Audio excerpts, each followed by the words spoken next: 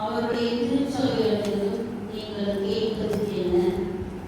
இறைவனின் நிலை அன்பில் நிலைத்திருந்து எளிய மக்கள் பால் சார்புடையவர்களாக வாழவும் பிரான்சிஸ்குவின் புனித அலோசியஸ் கொன்சாகா சகோதரிகளின் சபையில் துறவர கூட்டு வாழ்வில் பங்கு பெறவும் கேட்கிறோம்.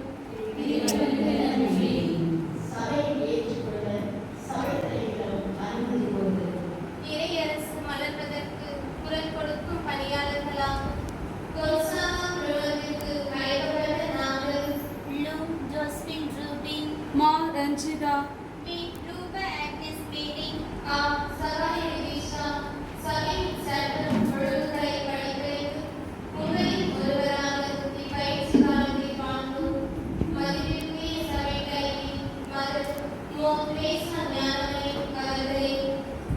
இப்போது எங்களை வானத்து தந்தைக்கும் அவரது திருமகன் கிறிஸ்துவின் இறையாட்சிக்கும் அர்ப்பணித்து பிரான்சிஸ்குவின் புனித அலோசியஸ் கொன்சாகா சகோதரிகள் சபையில் நாங்கள் தற்காலிக உறுதிப்பாடு கொடுக்க அனுமதிக்குமாறு தாழ்மையோடு கேட்கிறோம். ஏழைகளுக்கு நற்செய்தி, ஒடுக்கப்பட்டோருக்கு நீதிய வாழ்வு என்ற இயேசுவின் லட்சிய பயணத்தில் இணைந்து பயணித்த இறைவனுக்கு முழுமையாக வார்த்தைப்பாளர்கள் மூலம் உங்களையே கையெழுத்து ஆய்ந்து தெளிந்து முன் வந்திருப்பதால் உங்கள் விருப்பத்தை இந்த சபையில் தெரிவிக்க அனுமதிக்கின்றேன். இறைவனுக்கு நன்றி. தற்காலிக வார்த்தைப்பாடுகளுடன் நவத்துறைய விருப்பம் தெரிவித்தது. அன்புள்ள நவத்துறையை திருமுழுக்காலும் உறுதி பூசுதலாலும் நீதினாலும் தூய ஆவியினாலும் நீங்கள் ஏற்கனவே இறைவனுக்கு அச்சிக்கப்பட்டிருக்கிறீர்கள். துறவற வார்த்தைப்பாடு என்னும் புதிய பிணைப்பினால் உங்களையே அவருடன் இன்னும் நெருக்கமாக இணைத்துக் கொள்ள விரும்புகிறீர்களா? விரும்புகிறேன். உங்களுடைய விருப்பத்தை நிறைவேற்ற எல்லாம் வல்ல இறைவன் உங்களுக்கு தமது அருளை தருவாராக.